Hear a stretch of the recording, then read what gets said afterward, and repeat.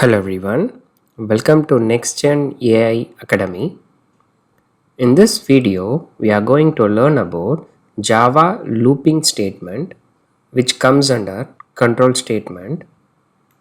We have three types of looping statement in Java: for loop, while loop, and do while loop. First, we will try to understand what is a looping statement. Then we will see each type one by one. Till now, we have learned if statement, switch statement.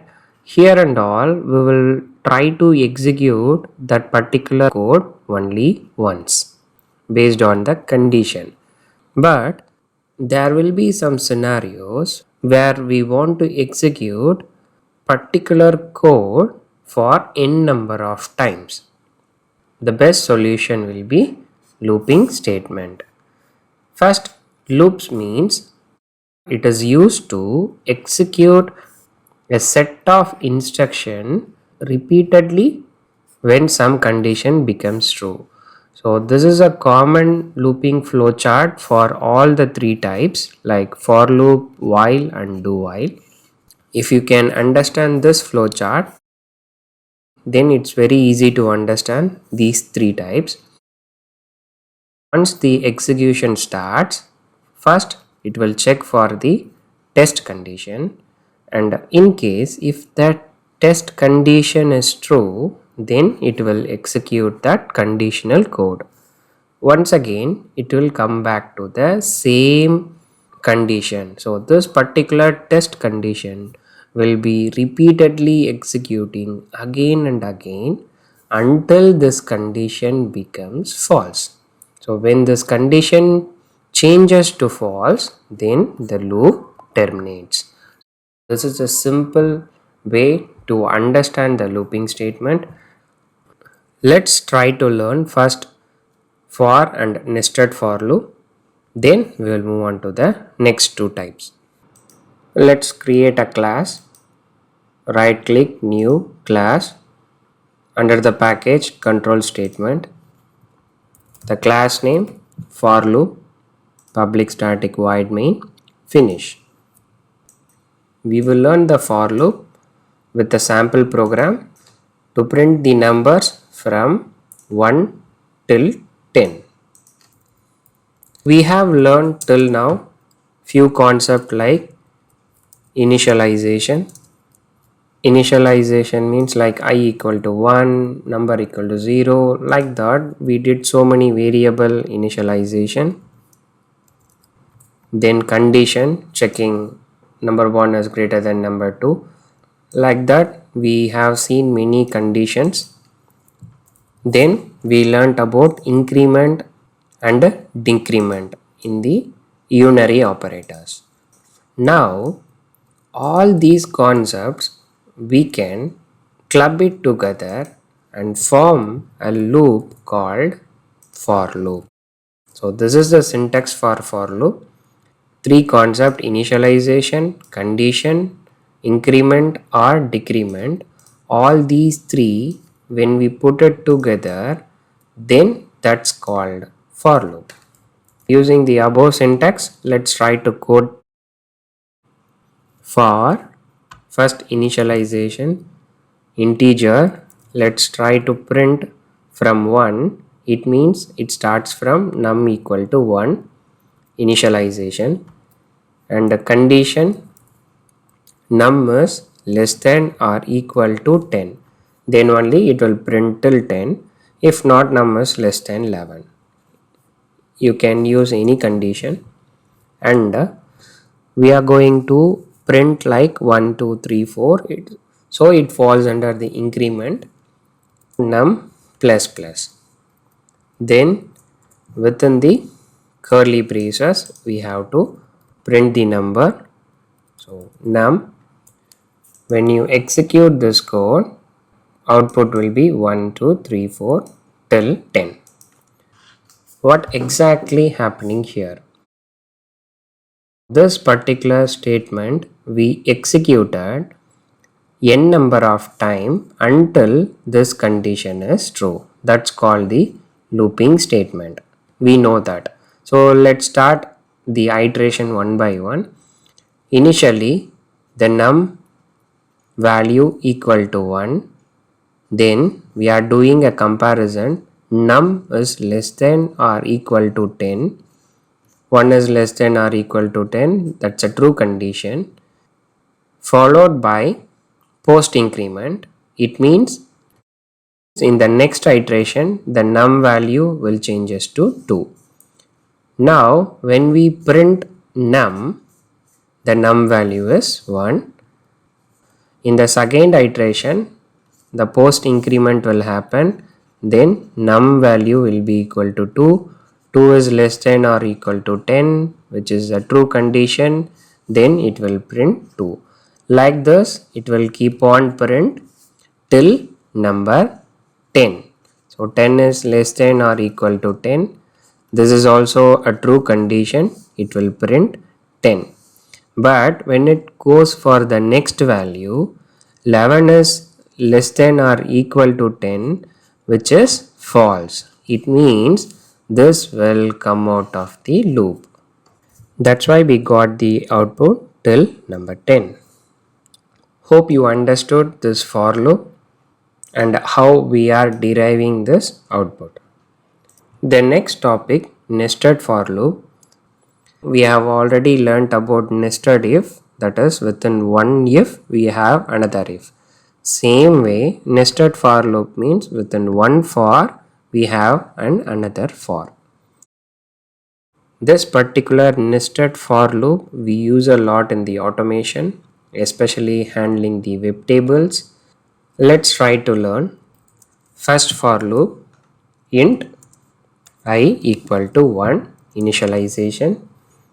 Then I is less than or equal to 5 condition, then I plus plus increment. Now let's implement the nested for loop. Within one for we have another for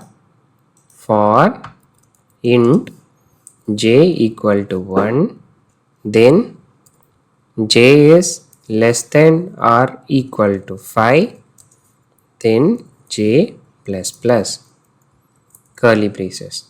So we have one for, within that for we have the another for. Now let me print I and j value and make you to understand how nested for loop concept will work. I concatenating comma j. This will print I comma j value. Let's understand how we are getting 1 comma 1 till 5 comma 5. First what happens, it starts from here, int I equal to 1, we know very well. Then 1 is less than or equal to 5, which is a true. Then it is incrementing by 1 in the next iteration. Here the value of I equal to 1, we know that. So this condition is also true.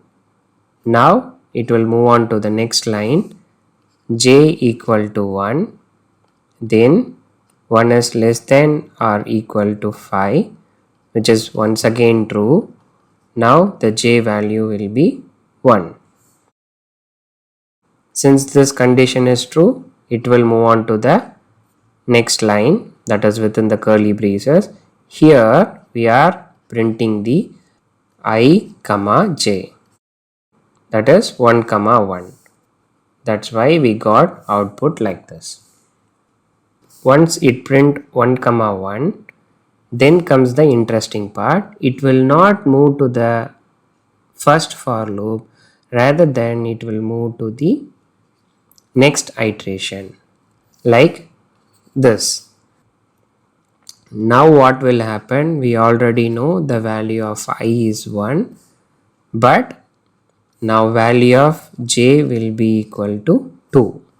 Then 2 is less than or equal to 5, which is a true condition. Then the value of j will be 2. Output will be 1 comma 2.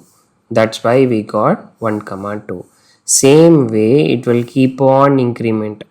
I value will be 1 and j equal to 3, then 1 comma 4, 1 comma 5. Now how it changed to 2? Let's try to understand that. When j equal to 6, what will happen? J is less than or equal to 5, which is false. It means the control will come out of this nested for loop and the execution will go to the outer for loop. That's why it is printing till 1 comma 5. Once again, what will happen is, now I value will be 2 and 2 is less than or equal to 5, which is true condition. Then it will come inside the nested for loop. J value will be 1, then 1 is less than or equal to 5, that is j is less than or equal to 5, which is true. So it will print I comma j, which is nothing but 2 comma 1. That's why we got output like 2 comma 1. And same process it will follow till 2 comma 5. Then the value of j becomes 6 less than or equal to 5, which is a false condition. Then the control will come out of the loop. Then it will move on to the next iteration where I value will be 3 now. The same concept will be followed till 3 comma 5. Then the I value will be 4, j value will be 1, 4 comma 1, 2, 3, 4, 5. Then the I value will be 5, j value will be 1 till 5 comma 5. In the last iteration, j equal to 6, then 6 is less than or equal to 5, which is a false. So the statement will not execute.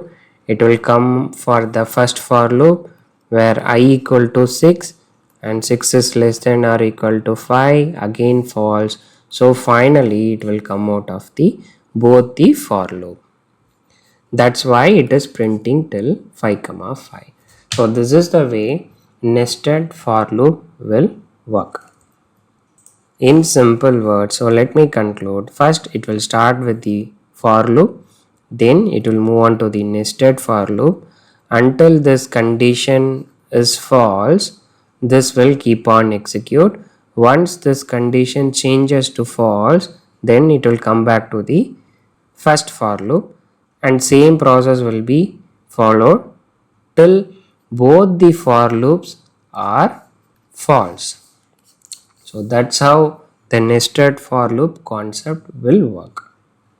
So the same concept explained in the flowchart. So we do the initialization, that is I equal to j equal to num equal to, we are initializing the value, then we are checking for the condition, that is this one, and if this condition is true, then the for body, this area, that is for loop body will be executed, and finally update the expression, nothing but it will increment, that is post increment, and same process will be happen again and again until the condition is false.